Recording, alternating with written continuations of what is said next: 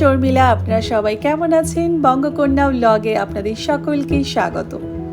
আজ 26 তারিখ সোমবার, সকাল এখন প্রায় 8টা বাজে। আমার ওপাশে কয়েকটা জিনিস রেডি করা হয়ে গেছে। এখন বসিয়েছি গোপালের জন্য তালের ক্ষীর। তালের যে পাল্পটা আমি বের করে রেখেছিলাম সেটা থেকে কিন্তু আমি একটু সরিয়ে নিয়ে ক্ষীর বানাচ্ছি। এর মধ্যে একটু লাল চিনি দিয়েছি, একটু নারকেল কুচো মানে পাউডার যেটা মার্কেটে পাওয়া যায়, সেই প্যাকেটে গুঁড়ো করা, সেটা আজ আমি এর মধ্যে মিশিয়েছি। আর কিছু একটু কুচো করে নারকেল আমি এর মধ্যে মিশিয়ে নিই। থেকে একটু কাজুকে টুকরো করে আর একটু কিশমিশ ওপর থেকে ছড়িয়ে দেবো। ব্যাস, এবার রেডি হয়ে গেল গোপালের তালের ক্ষীর। এটা কিন্তু রেডি করতে বেশি সময় লাগে না। চলুন, এরপর আমি ওপাশে একটু মালপোয়া করব। তার জন্য একটু সমস্ত কিছু এখানে মেখে রেখে অলরেডি রেডি করে রেখে দিয়েছি। এক এক করে এবার গরম তেলের মধ্যে ছাড়ি। দেখুন, এই মালপোয়াগুলো কিন্তু আমরা শুকনো করছি, কোনো রসে দেব না, কিছু না, কারণ রসে দেওয়ার মালপোয়া আমি অলরেডি এনেছি। তো সেই কারণে আর এবারে শুকনো মালপোয়াটাই করব। বাড়িতে সবাই শুকনো মালপোয়াটাই পছন্দ করে, আর গোপালকেও আমি এটা করে দিই। তো সেই জন্য এবারে শুকনো মালপোয়াগুলো করছি। এই শুকনো মালপোয়াগুলো জানেন, আমার মা ভীষণ পছন্দ করে, কিন্তু কি করব, দূরে থাকার জন্য তো সবসময় সব কিছু দেওয়া যায় না। যাই হোক, চলুন এবার অন্যদিকে এবার পায়েসটাও বসাবো। তো দুধ আমার চলে এসছে। আজ আমি 2 বটল নিয়েছি, 2 লিটার দুধ। তার মধ্যে কিন্তু এই দুধটা একটু ঘন দুধ। তো এটাই আগে বসিয়ে নিয়েছি হাঁড়ির মধ্যে। তো এবার আমি পায়েসটা করব বলে একটু গরম ঘিয়ের মধ্যে কিন্তু আগেই চালটা ভেজে নিয়েছি, তারপরে দুধটা দিয়ে দিয়েছি। এদিকে হোক। আর বুবুর কাণ্ড দেখুন, এপাশে মিল্ক মেডটাকে অনেকক্ষণ ধরেই ও ট্রাই করে যাচ্ছে এটাকে খোলার জন্য। সে কিছুতেই খুলতে পারছে না। আলটিমেটলি আমার কাছে নিয়ে এলো। তার ইচ্ছা এখানে একটু মিল্ক মেড সে বের করে খাবে। জানেন, আমি বললাম আগে গোপালকে দিই, আগে পায়েসের মধ্যে দিয়ে সমস্ত কিছু রেডি করি, পরে আমি তোমার জন্য একটু রাখবো। ব্যাস, তার মধ্যে আমার কম্ম করে দিল। মিল্ক মেডটা খোলার এই জিনিসটাই ভেঙে গেল। কি করবো এবার? ছুরি দিয়ে কোনো মতে খুললাম জানেন। তারপর একটু মিল্ক মেডটা পায়েসের মধ্যে দিলাম। এবার পায়েসটা অনেকটাই ফুটে এসছে। তো আমি এখানে লাল বাতাসা কটা দিয়ে দিচ্ছি, কারণ পায়েসের মধ্যে আমি সবসময় লাল বাতাসা না হলে পাটালি গুড় এগুলো দিলে না পায়েসের রঙটা বেশ ভালো আসে, একটু লালচে ধরনের হয়, দেখতেও কিন্তু বেশ চমৎকার লাগে, আর টেস্টও বেশ ভালো হয়। যাই হোক, এপাশে আমার অনেকটাই পায়েসটা রেডি হয়ে গেছে। পায়েসটা করি, তারপর ওপাশে ওদের একটু ব্রেকফাস্ট দেব, দিয়ে এবার গোপালকে বসাবো। ওদের বলে দিয়েছি কোনো রকম আজ কিন্তু ব্রেকফাস্ট নিয়ে ঝামেলা করবে না। বার্ন ব্রেড আর এদিকে বোঁদে দিয়ে দিয়েছি, সেগুলো কিন্তু পুরো খেয়ে নেবে। চলুন, এপাশে গোপাল সোনার জন্য আমি পঞ্চামৃত রেডি করে নিয়েছি। এবার ওকে স্নান করাবো। স্নানের সময় আমরা যা মন্ত্র বলি, ওম নমো ভগবতে বাসুদেবায়, 3 বার বলি গোপালকে আমি স্নান করিয়ে নিচ্ছি।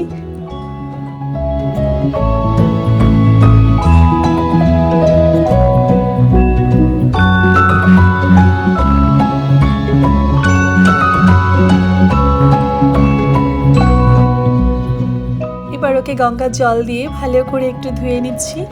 ধুয়ে নিয়ে এবার আরেকজন পুচকু আছে গপু, তাকে স্নানটা করাই। আসুন, এবার ওকেও স্নানটা শুরু করে দিয়েছি এই পঞ্চামৃত দিয়ে, যা আমরা মন্ত্র বলি, ওম নমো ভগবতে বাসুদেবায়।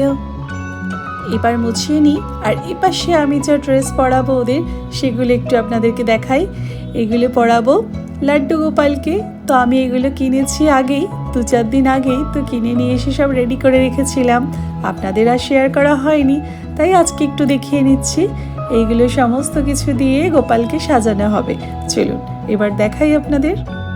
তুলি আজ গোপুসোনাকে রেডি করতো, কিন্তু ওর না গতকাল থেকে একটু জ্বর। তো এখন একটু জ্বরটা কমেছে, কিন্তু শরীরটা ভালো লাগছে না, তাই আমি বললাম থাক, আমি রেডি করে দিচ্ছি। এবার দেখুন তো গোপুসোনাদের কেমন লাগছে, আমাকে কিন্তু কমেন্টে জানাবেন আমার গোপাল সোনাদের কেমন লাগছে বা কেমন আমি সাজিয়েছি। আমি কিন্তু আপনাদের কমেন্টের অপেক্ষায় থাকবো।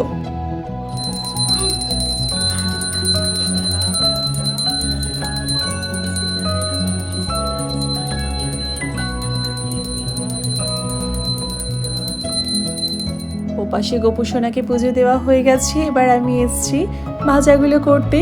দুপুরবেলার যে লাঞ্চটা দেবো, যে খাবার, তার আয়োজন আর একটু আমি লুচি ভেজে নিচ্ছি।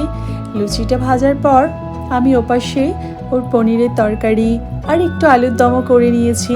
সব কিছু আর এর মধ্যে দেখানো সম্ভব হচ্ছে না, আমি সব রেডি করে নিয়ে তারপরে আপনাদের দেখাই। তার কারণ হচ্ছে একা হাতে করছি, কখনো করতে যাচ্ছি তখন আবার মোবাইলটা অন করতে হচ্ছে। এই করতে গিয়ে না আমার সবসময় সব কিছু তোলা হচ্ছে না। গোপু সোনাদের জন্য অনেকটা খাবারই রেডি হয়ে গেছে, তবে দুপুরের ওদের খাবারটা একটু ফলই দিয়েছি আজ। ফল দিয়ে নিই, তারপর আর একটা জিনিসই বাকি আছে সেটা করে নিই। তারপর ওদেরকে সন্ধেবেলা পুজো দেব, তখন সমস্ত কিছু গুছিয়ে নিয়ে সুন্দর করে সাজিয়ে নিয়ে অঞ্জলি দেব। এখন প্রায় সন্ধে 6টা বাজে। আমি সমস্ত কিছু এখানে পুজোর সব রেডি করে নিয়েছি। খাবারে আছে লুচি, পনিরের তরকারি, আলুর দম, একটু পিস পোলাও, আর যে ক্ষীর করেছিলাম সেই ক্ষীর, আর একটু মিষ্টি লাড্ডু। এই সমস্ত দিয়ে আমি গোপু সোনাদের সন্ধ্যের আমি খাবার দিয়ে অঞ্জলিটা দিয়ে নিই।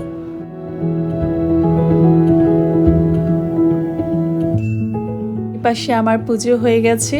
এবার আমার বাড়ির গোপিনীকে একটু খাবার দিয়েছি। সে সকলকে দেখছি প্লেটে করে মা প্রসাদ দিচ্ছে, তারও ইচ্ছে হয়েছে আজ সে 2টি লুচি নিয়ে বসে গেছে। খাক দেখি, নিজে হাতে বাচ্চারা খেলে তো মায়েদের ভালোই লাগে বলুন, কিন্তু কতটা খাবে জানি না। চলুন ওকে একটু জলটা দিয়ে নিই, তারপরে পুজোর সমস্ত কিছু একটুখানি গুটিয়ে নিই। আসলে সকলেই বাড়ি আসছে, সকলকে এবার এক এক করে একটু প্রসাদ দিই।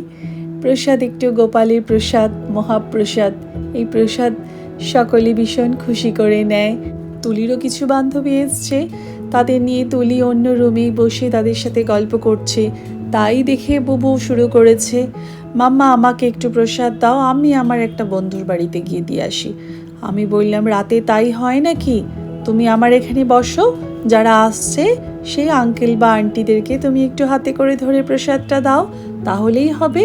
গোপাল তাতেই খুশি। সে তো কোনো মতে শুনলো।